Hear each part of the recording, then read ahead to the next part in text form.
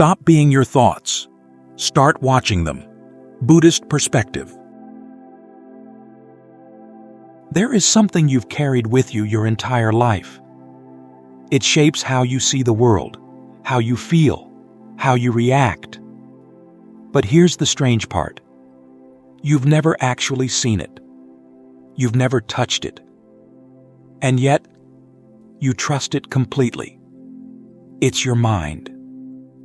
From the moment you wake up, it fills your head with thoughts. Some are helpful. Most are just noise. It tells you who you are, what you should fear, what you should chase. And the most dangerous part? You believe it.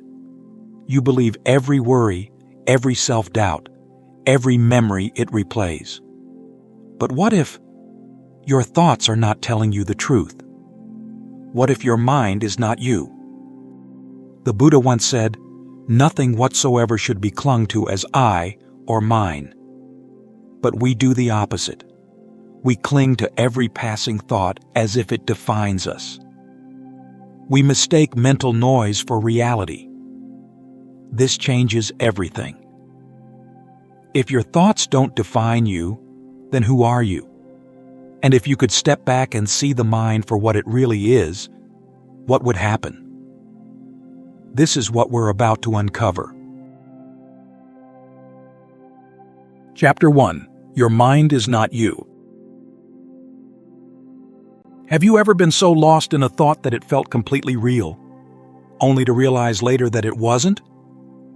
Maybe you believed someone was ignoring you just because they were busy. Maybe you kept replaying an awkward moment, feeling embarrassed when no one else even noticed. Or maybe, late at night, one small worry turned into hours of overthinking. If thoughts can mislead us so easily, why do we give them so much control over our lives? One day, a disciple asked the Buddha, "Where is my mind?" The Buddha handed him a bowl of water and said, "Look at your reflection. Is it really there?" The disciple stared into the water. The image seemed real, but he couldn't hold or touch it. It had no substance of its own. Thoughts, the Buddha suggested, are the same. They appear, stay for a moment, and then fade away.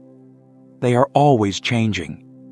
If they are so temporary, how can they be who you really are? Modern science supports this ancient wisdom. When scientists study the brain, they don't find a single thinker inside, a fixed self making all the decisions. Instead, they find a constant flow of electrical signals and activity. Just like the ocean keeps producing waves, the brain keeps producing thoughts. But no single wave is the whole ocean, just as no single thought defines who you are. The mind is not a fixed thing. It's a process, always moving. And yet we often treat our thoughts as if they are the ultimate truth. One simple thought, "I'm not good enough," can shape the way we see ourselves. If someone criticizes you, your mind might instantly react. "Why did they say that? Maybe I'm not worthy." But who decided this thought was true? It appeared, made you feel something, and then disappeared, just like a shadow passing by. If thoughts are constantly changing, how can they define who you truly are? This misunderstanding, believing our thoughts are reality, is a major cause of suffering. Social media makes this even worse. You post a picture and wait for likes. If you don't get many, thoughts appear. "No one cares. Maybe I'm not interesting." A small event suddenly affects your self-worth. But in truth, it was just your mind making up a story, one that wasn't real. If thoughts are just passing moments, not your true identity, then how does the mind really work? And how can we learn to see it more clearly? Chapter 2. How the Mind Works. Our minds are like a storyteller, always creating stories about ourselves and the world. But unlike a book, we don't put these stories down. We live inside them. Some thoughts make us feel happy, while others bring worry, fear, or sadness. If we pay attention, we'll notice that our thoughts don't just appear randomly. They come from past experiences, emotions, and habits. The Buddha taught that suffering doesn't come from the world itself, but from how our minds interpret it.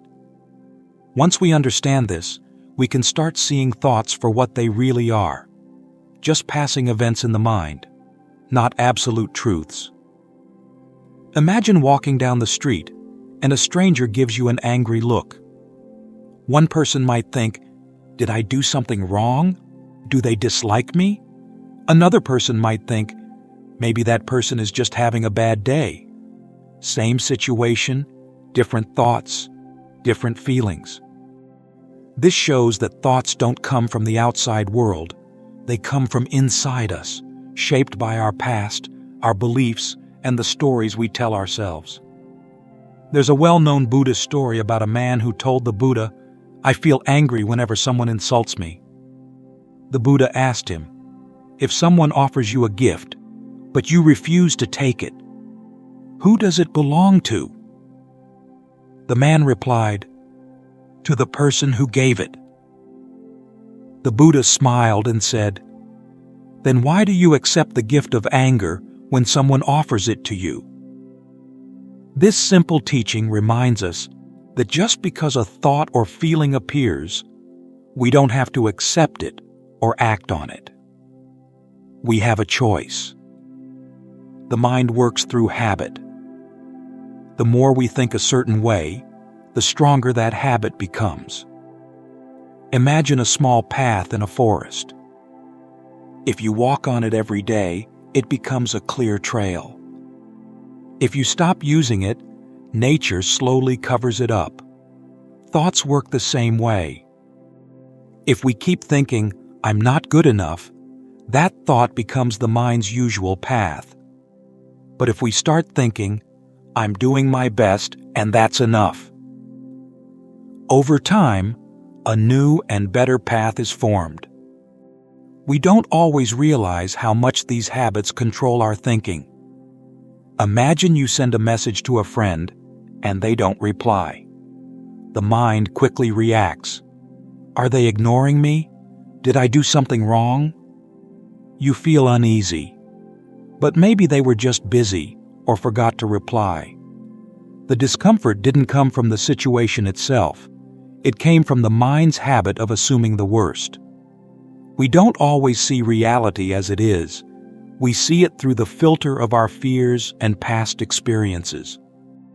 This is why awareness is so important. The Buddha advised, "Do not be led by your thoughts. Be the one who watches them." A beginner in meditation once shared, "At first I thought mindfulness meant stopping thoughts. But I realized it's more like watching a storyteller at work. Before, I believed every story my mind created. Now, I see them forming." This shift, from reacting without thinking to calmly observing, is the first step toward freedom. Once we understand how the mind works, we can see how it creates suffering, and more importantly, how we can free ourselves from it. Chapter 3. How Thoughts Trap You in Suffering. If you've ever worried about something over and over in your mind, you know how heavy overthinking can feel. A small mistake or a comment can play in your mind again and again, and each time it does, the pain seems to grow. Why does the mind do this? Why do simple thoughts have the power to turn a small discomfort into deep suffering? The Buddha gave a helpful example. Imagine you are shot with an arrow. It hurts. That's the first arrow, which is the pain of life. Challenges, mistakes, and losses happen. But then imagine being shot with a second arrow in the same place. That is suffering. The second arrow represents what we do to ourselves. Thinking about the event again and again, judging ourselves, and adding more pain with more thoughts. The first arrow is usually unavoidable, but the second arrow is optional. Most people don't realize that they are constantly shooting themselves with the second arrow. The mind holds on to thoughts, turning small hurts into endless pain. Scientists call this a part of the brain's function, the default mode network. It's responsible for thinking about ourselves, replaying old conversations, worrying about the future, and focusing on me and my story. This is why, even when everything is fine outside, we can still feel suffering inside. Imagine speaking in a meeting and later thinking you didn't express yourself well. That's the first arrow. But then your mind takes over. That was stupid. Everyone must think I'm incompetent. This second arrow starts the suffering. No one else may be thinking about it, but your mind keeps replaying the moment, making the pain worse. This is the trap of thought. People often think they need to control their thoughts, pushing away unwanted ones or trying to stop them. But this often makes the problem worse.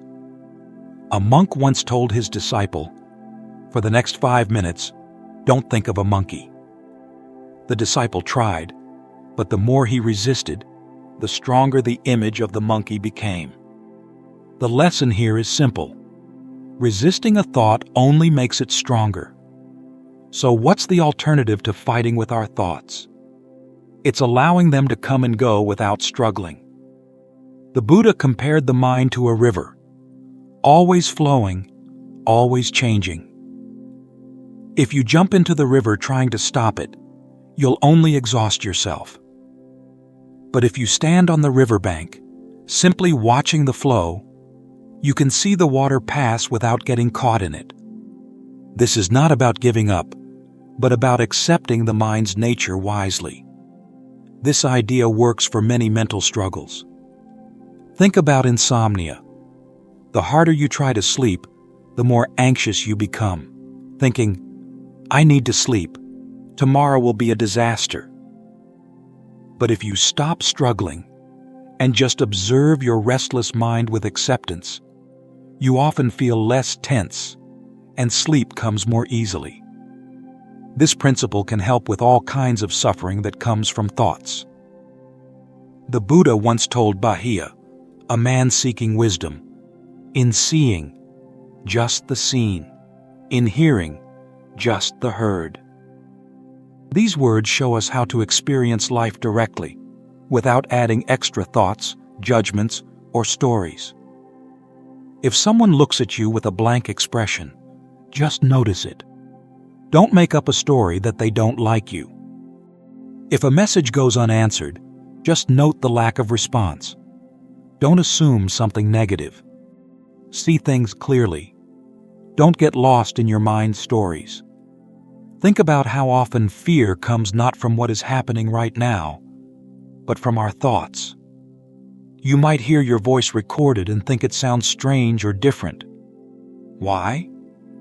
Because your mind had a different idea of how your voice should sound. This small example shows a bigger truth. The mind is always creating ideas, and we believe them, even when they don't match reality. This is the heart of suffering from thoughts. We believe what the mind tells us, even when its stories are not true. But when we start to see through these illusions, we can experience freedom. And if we are not trapped by thoughts, what is left? What does life feel like when you stop identifying with every passing idea? Chapter 4. When thoughts no longer define you. Living beyond thoughts. Most people don't realize how much they are caught up in their thoughts. From the moment you wake up, your mind starts to run, thinking about plans, worries, judgments, and memories. By the end of the day, your mind feels tired but hasn't really rested. Life can start to feel like a blur, with days passing by without clarity, always lost in thought. But what if there's another way to live? What if you could be fully present right now, instead of being pulled in every direction by every passing thought? Buddhism doesn't ask you to stop thinking. That's impossible. It asks you to see thoughts for what they really are. Just mental events, not who you are. A thought appears, stays for a moment, and then fades away. Suffering happens when we hold on to thoughts, fight them, or react to them as if they define us. Learning to be aware of thoughts without reacting to them is not easy. It takes patience and practice. Your mind has been conditioned for many years to automatically react to every thought. Breaking this habit is like training a wild horse. It may resist at first, but with gentle effort, it will start to calm down. One effective method for developing this awareness is Vipassana meditation. By sitting quietly and focusing on your natural breath, you train your mind to notice thoughts as they come and go without getting caught up in them or judging them. At first, your mind will wander a lot. That's normal. But each time you bring your attention back to the breath, you are strengthening your ability to be aware. Over time, you will begin to see thoughts more like passing clouds, sometimes dark, sometimes light, but always temporary and separate from the wider sky of awareness. This practice goes beyond just sitting in meditation. Imagine someone insults you. Your first reaction might be anger or hurt, but with practice, you can learn to pause. In that moment, you can observe the rising anger as just a feeling and the insult as just words. You notice the mind beginning to create a story about the situation. By simply watching this process without reacting, the emotion often fades faster and loses its power. This isn't about suppressing your feelings, but about seeing them clearly without letting them control you. The Buddha once said, "Let go of the past, let go of the future, let go of what is in between. With a free heart, simply be." Letting go isn't about forcing yourself to stop thinking. It happens naturally as you understand more deeply that thoughts are not permanent and they don't define you. Many people struggle with this at first.